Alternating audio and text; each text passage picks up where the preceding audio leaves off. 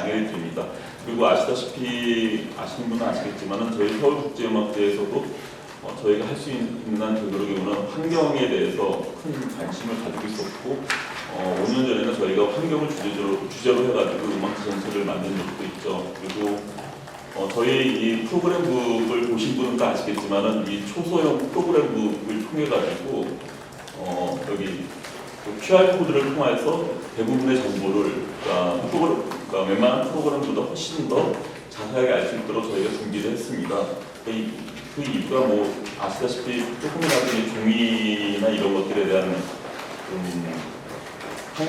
환경에 대해서 저희가 좀 이렇게 신경을 쓰고 애쓰고 있다는 모습을 좀 보여드리고 또 그 점에서 같이 좀 동참하시고자 저희가 항상 요구를 했습니다.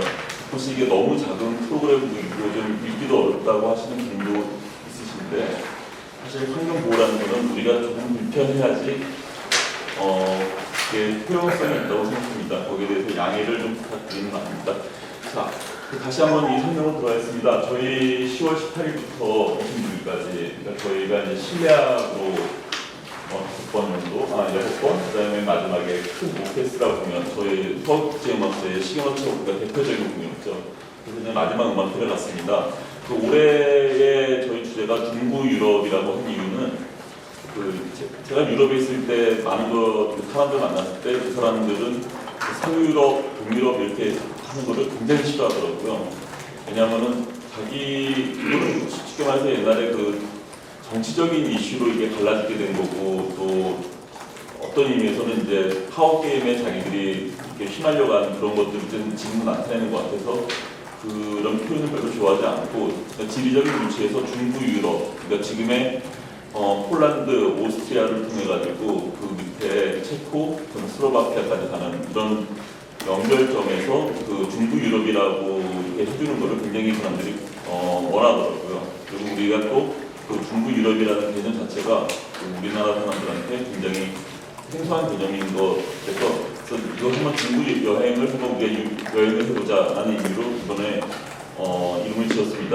특히 올해 쉔베르크 선생님이 탄생 150주년이고 브루크너 선생님이 탄생 200주년이죠. 이 두 분이 둘 다 오스트리아 출신의 작곡가들입니다. 그 외에도 180주년이 되는 드볼작, 220주년 되는 드볼작 선생님도 계시고, 그러니까 대부분의 작곡가들을 축하할 만한 분들이 중부 유럽에 꽤 많이 계시더라고요. 그래서 이분들의 작품들을 쭉 모아서 한꺼번에 저희 만드는 그런 과정을 했습니다. 그래서 맨 처음에 폴란드로 시작을 해서 봄, 여름, 가을, 겨울을 붙였어요. 그 이유가 여러분들 너무나 잘 아시는 밀란 쿤데라의 소설에서 계절을 말하는 게 있죠. 그래서 가을, 봄, 바르샤바, 그다음에 비엔나, 그다음 부다페스트 이 4개의 도시를 각각 다 계절을 하나씩 붙여가지고 계절감 나타내도록 요거 노력을 했습니다. 그리고 특별한 연주회가 하나가 거기 있는데 한국 작곡가의 작품을 모아서 하는 연주회, 그다음에 테너 이안 보스트리지의 연주가 있는데 그거는 제가 좀 이따 다시 설명을 드리겠습니다. 다음 넘어가겠습니다. 네, 맨 처음에 프로그램입니다. 바르샤바의 가을 프로그램입니다.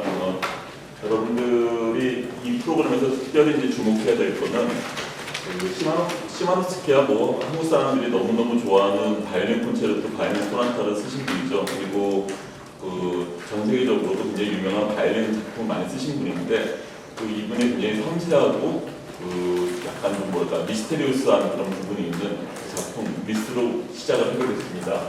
그 다음에 필라르라는 사람은 한국 사람들한테 굉장히 익숙하지 않은 작곡가일 거예요. 그리고 딱 이름을 보면은 아주 현대음악가에 있는 굉장히 현대적인 작품 아니야? 라고 생각하실지 모르겠지만은 이분의 작품은 사실 폴란드에서는 어떤 의미에서는 쇼팽이나 헨데르스키보다 훨씬 더 대중성이 있는 그런 음악이에요. 이분 안젤바이다 옛날 바르샤바, 그러니까 크라코프 바르샤바를 중심으로 폴란드에서 굉장히 유명했던 영화 감독이시죠. 이분부터 시작해서 굉장히 많은 영화보도 같이 합작을 했고요.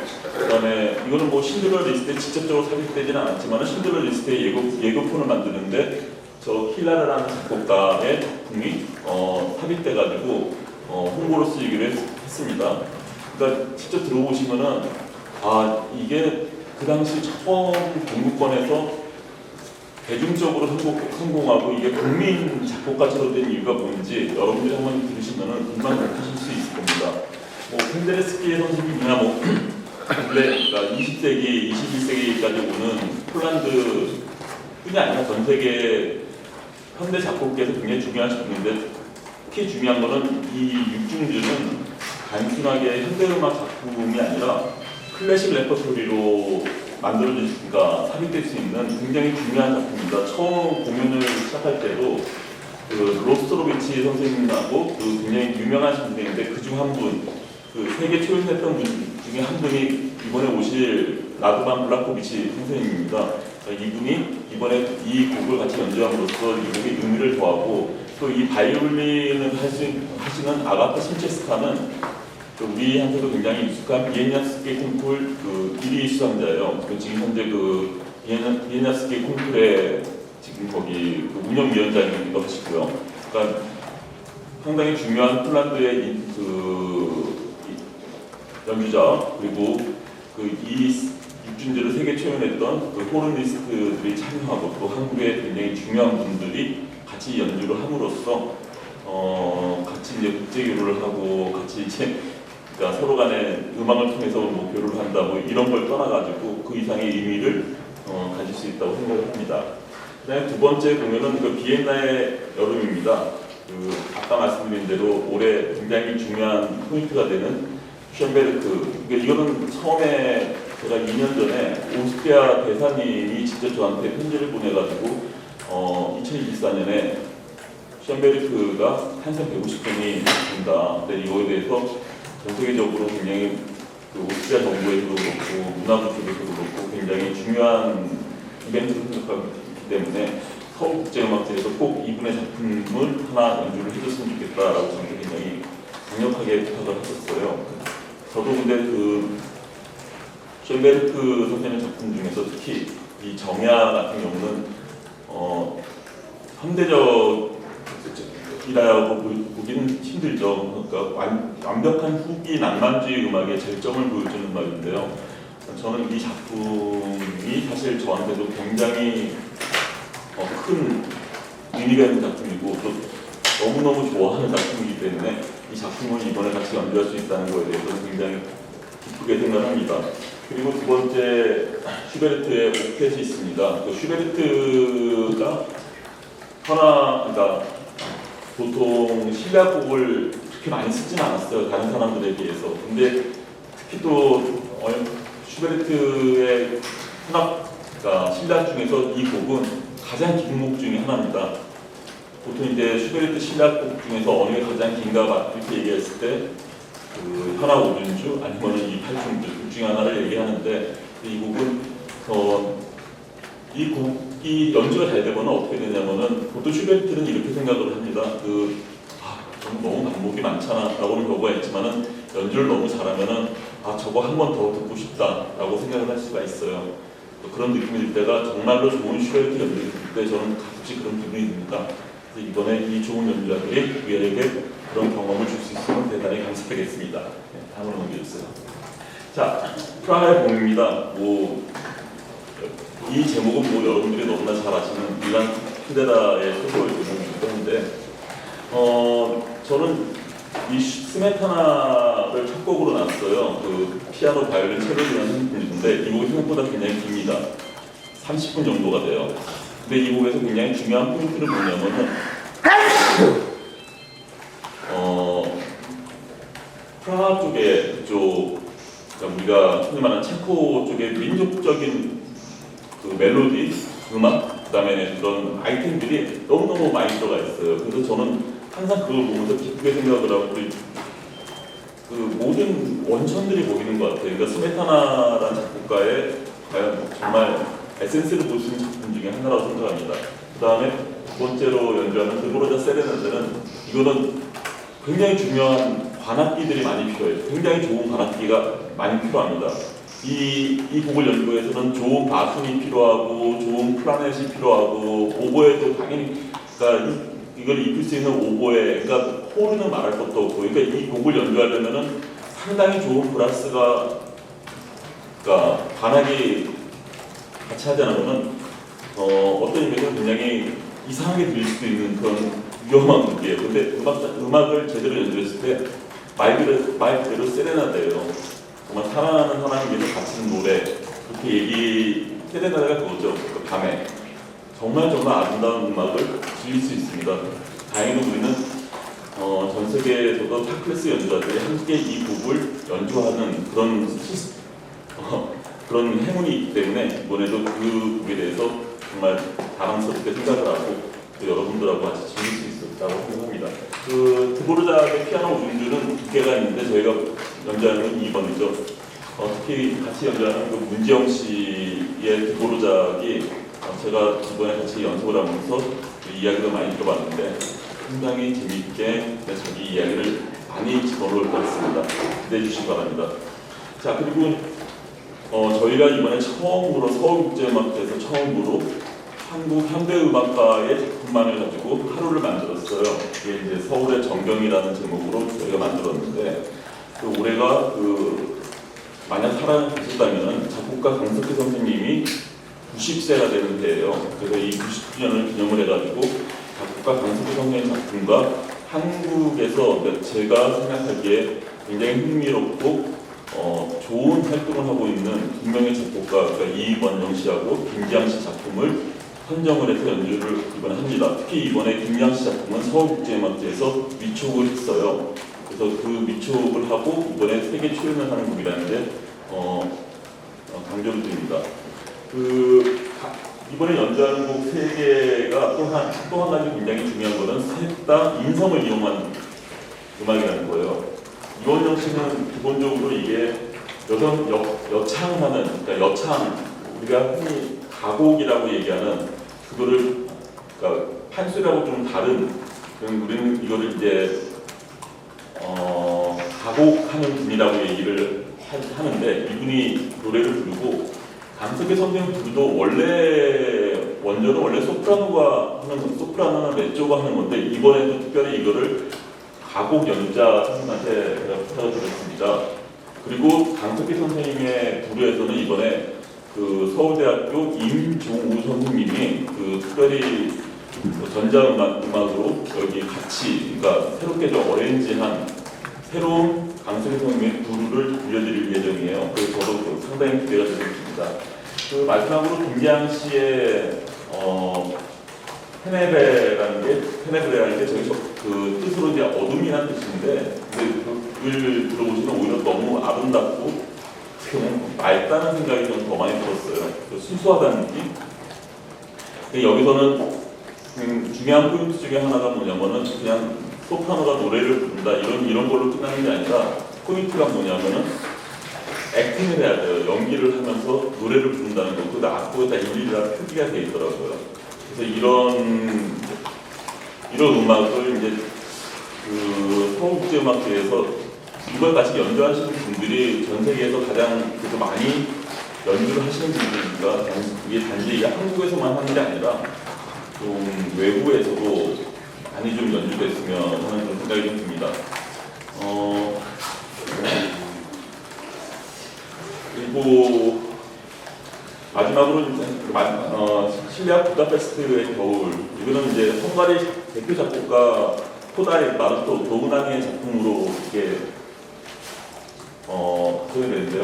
코다이 작품 두 배의 발명가 비올라를 위한 세레나데, 도우나니 피아노 오중주, 이 두 분은 굉장히 이제 헝가리의 대표 작곡가 중에 한 분이시죠. 근데 오히려 제가 확실하게 말씀드리고 싶게 마르톡의 금관악기를 위한 모음곡은 이번에 저희가 금관을 위해서 새롭게 롤랜드 센트칼리안 분한테 헝가리 작곡가의 연주자예요. 부탁을 드려가지고 이번에 새롭게 편곡을 한 곡입니다. 그러니까 이 곡이 바르톡의 여러 가지 중요한 작품들을 모아서 금관만으로 구성이 된 곡이에요. 저는 항상 제 서울국제음악제에 금관을 굉장히 중요하게 생각하고 그분들을 위해서 많은 기회를 드리려고 노력을 합니다. 왜냐하면 사실 오케스트라를 하든 어떤 걸 하든 물론 우리가 굉장히 중요하게 생각하는 피아노, 그러니까 현악기 이런 것들이 중심이 되는 건 맞아요. 하지만 어떤 의미에서는 그 근간이나 목간이 제대로 없으면은 정말 훌륭한 오케스트라 사운드를 만들기가 굉장히 어렵거든요. 타악기는 말할 것도 없습니다. 지금 타악기 중에서 팀파니는 얼마나 소중하고 중요한 존재인지는 정말 많은 음악가들은 알고 있어요. 근데 이게 대중적으로 이분들이 하시는 일과 이게 소중하고 또 저 사람들이 정말 잘하는 사람들이라는 것을 알리기 위해서 저도 조금 좀 이걸 보탠다는 생각으로 쭉 노력을 해왔는데요. 이번에 이 브라스 앙상블을 바로톡으로 편곡해가지고 연주하는 것 이 자체가 여러분들한테는 좀 어떤 의미에서는 중요한 과제라고 생각을 하고 또 좋은 결과를 얻었으면 합니다. 자, 그 다음에 이안 보스티즈하고 랄프 보토니 선생님이 같이 하는 슈베르트의 겨울 나갑니다. 마찬가지로 그 오스트리아 작곡가 슈베르트 아까 8중주를 계획을 했다고 그랬죠. 그 다음에 이제 슈베르트의 가곡만 가지고 한 무대를 만들어봤는데요. 여기서 재미있는 거는 슈베르트 강가에서라는 프로그램이 있어요. 근데 이게 원래는 그러니까 오리지널대로 호른과 피아노, 그 다음에 성악이 하는 거거든요. 원래 이 프로그램은 처음에 없었는데 이번에 참가하시는 라도반 글라코비치 선생님이 자기는 이안하고도 너무 친하고 또 이 곡은 자기가 너무너무 좋아하는 곡인데 그 음악제 내서 하면 꼭 이안하고 이 곡을 같이 연주하고 싶다라고 얘기를 하셔가지고 이 외에도 이안 보스티즈는 한국에서 여러 군데서 투어를 하는데 이 곡은 서울국제 음악제에서만 연주를 합니다. 이런 것들이 음악제가 가지는 어떤 매력 같아요. 즉흥으로 좋은 연주자들이 같이 연주를 하고 싶은 곡을 얘기를 하고 또 그거를 서로 업세트하고 청중들한테 보여드리는 그런 과정들이 굉장히 재밌는 것 같습니다. 자, 그리고 마지막으로는 이제 테마음악입니다. 우리 서울국제음악제 오케스트라의 또 만드는 이제 테마음악인데요.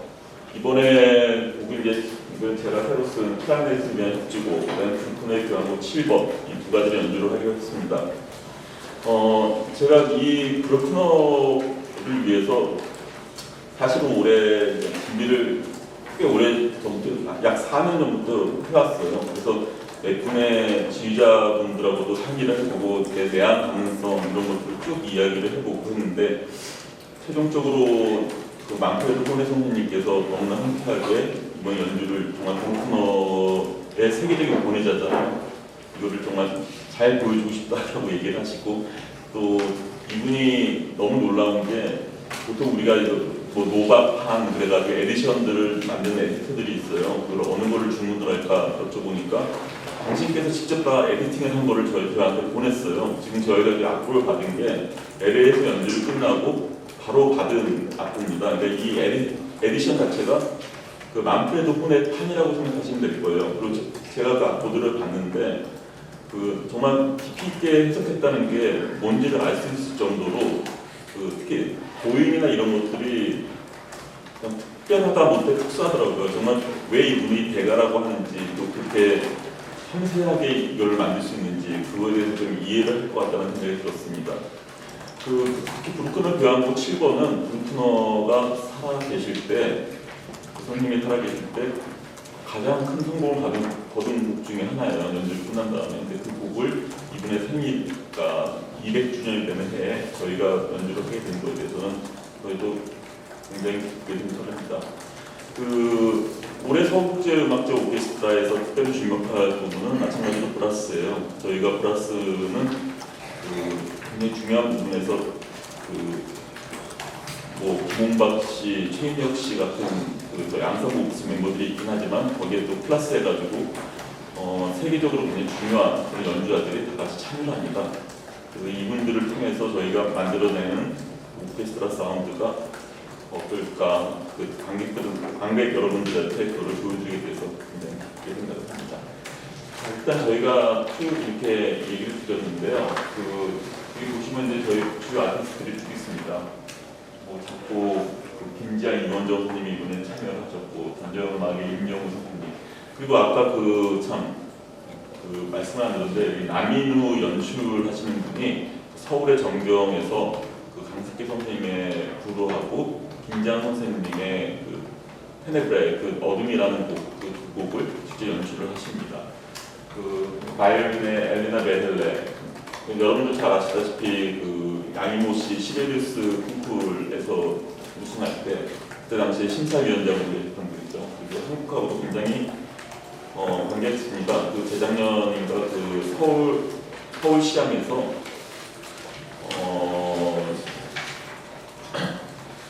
시베리우스 바이올린 협주곡 원형, 그러니까 그거를 많이 붙였거든요. 근데 그 원형을 그대로 오스마 벤스케 선생님이 이제 마지막 페인 연주회 때 연주를 하신 분이 이 엘레나 베일라 선생님이고요. 그 아가파 신체스는 아까 말씀드린 대로 비엔니안스키 콩쿠르 우승자, 그다음에 뭐 스테판기, 백지영, 박규민, 이번에 박규민 씨가 그 독일의 굉장히 유명한 오케스트라의 그 제2수석으로 들어가셨어요. 그래서 앞으로 활동이 굉장히 기대가 되는 부분입니다. 김지원 씨도 가실 테고, 비올라는 뭐 김상지, 이한나, 하세호, 박하양 씨, 첼로는 아르토노라스, 김민지, 신진호, 이경준 이런 분들이 축출이 됩니다. 더비에서 박정호, 플러스 나체오, 조성현, 또 오보에는 세바스티안 알레산드로비치라는 분하고 한희재 씨, 한주 씨 오보는 제가 보기에는 앞으로 굉장히 발전할 가능성이 너무너무 높은 좋은 연주자라고 생각을 해요. 클라리넷은 그 알렉산더 피터스타인, 치제일 기마, 가수는 시몬 미칼레, 김현준 씨, 포르는 리카르도 실바, 라도반 블라코비치, 유우유한, 김홍박, 정택찬, 그러니까 이런 분들이 해주시고, 트럼펫은 사일러스 알리아, 그다음에 말라스테트, 최인혁 씨, 트럼본은 다니엘, 그다음에 헬릭, 튜바는 루카스라는 분이 하는데 나중에 혹시 기회가 되시면 이 루카스라는 분을 한번 유튜브로 쳐보시고 이분이 튜바 협주곡 하는 걸 한번 찾아보시기 바랍니다. 튜바를 저는 이렇게 연주하는 사람을 생전 본 적이 없어서 그래요. 퍼쿠션은 한문경 씨, 박현지 씨, 팀파니는 최금성 씨, 지금 미국에서 활동하고 계신 분이죠. 피아노 랄프 토니, 임병, 김가란, 이진상, 문지영. 국악에서 아까 그 가곡을 부르신 분이 김보라 선생님, 성악은 이안 모스티지, 그 다음에 이상한 소프라노, 그 다음에 오케스트라는 서울국제음악제 오케스트라입니다. 여기까지 일단 설명을 드렸습니다. 올해 여러 가지로 힘든 시대죠. 점점 이제 음악계에서도 지금 사실 걱정이 많습니다. 앞으로 좋은 연주회를 만드는 것 이상으로 이거를 파일을 키워나가야 되는데 점점 어려워진다는 얘기도 많이 하고, 하지만 서울국제음악제에서는 두 가지 목표를 언제나 하고 있습니다. 관객분들이 와서 행복하기를 바라는 것.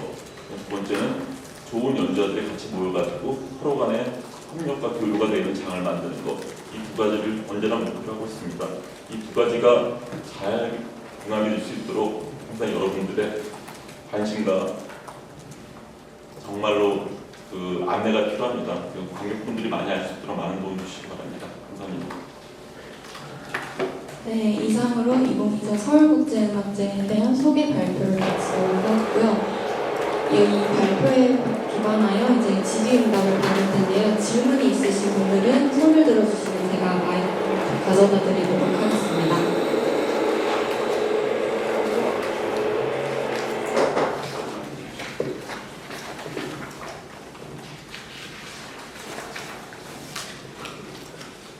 질의 사항이 없으시면 이것으로 2024 서울국제음악제 지금 보시는 거예요? 뭘 보고? 죄송합니다.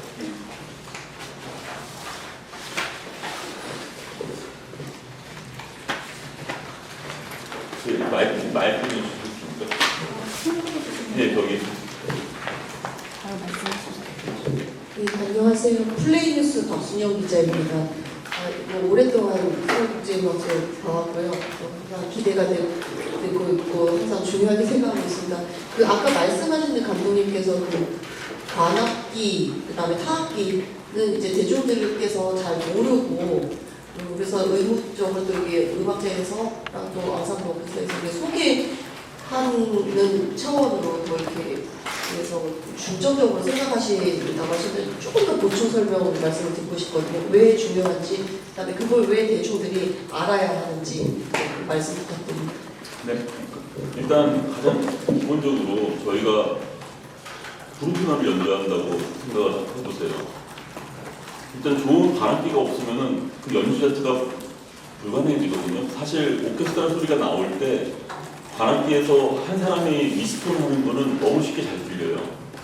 조금만 잘못 불어도 너무 잘 들리고, 하지만 현악기 그 수많은 연주자 중에서 물론 그분들의 밸런스나 이런 것들을 제대로 맞춰서 하는 것도 너무 힘들죠. 근데 일단 기본적으로 바람기는 너무너무 잘하는 거하고 못하는 거하고 눈에 보일 정도로 튀어납니다. 근데 다행스럽게도 한국에 좋은 연주자들이 점점 많아졌어요. 지금 홀은, 트럼펫은 정말로 발목할 만한 연주자들이 있습니다. 근데도 아직도 모자라요. 정말 좋은 분들이 더 많아져야 돼요. 트럼본도 그렇고, 튜바 특히 그렇고, 튜바도 잘하는 분들이 너무 많은데 이분들이 활동할 데가 없어요.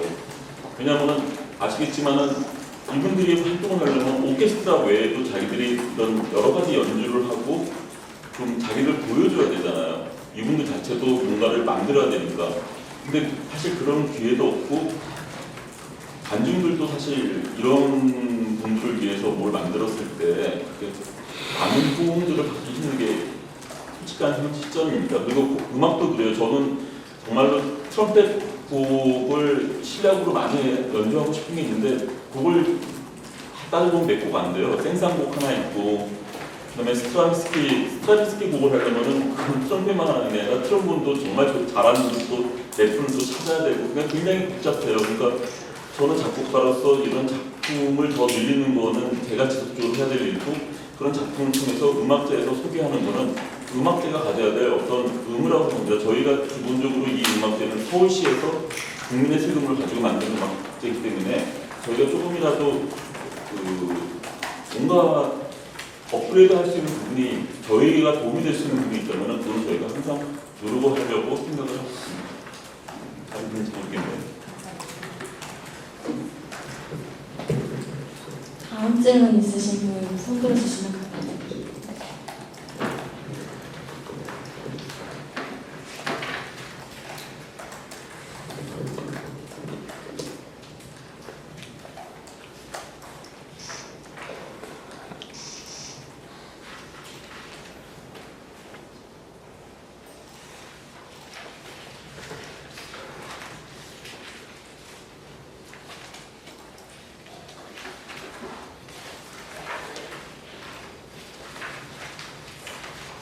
제가 옛날부터 항상 너무 말썽꾸려서 그런지 몰라도 질문들이 많이 없네요. 그러면 어떻게 뭐 더 말씀하실 게 없으면 이걸로 끝낼까요? 네, 알겠습니다.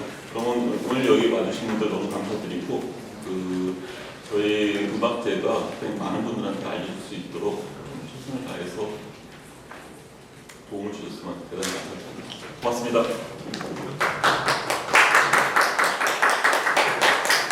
저희 사진이랑 관련 자료는 6시 반 이후에 송부될 예정이라서요. 그 이후에 못 받으신 분들께서는 따로 연락 부탁드리겠습니다. 감사합니다.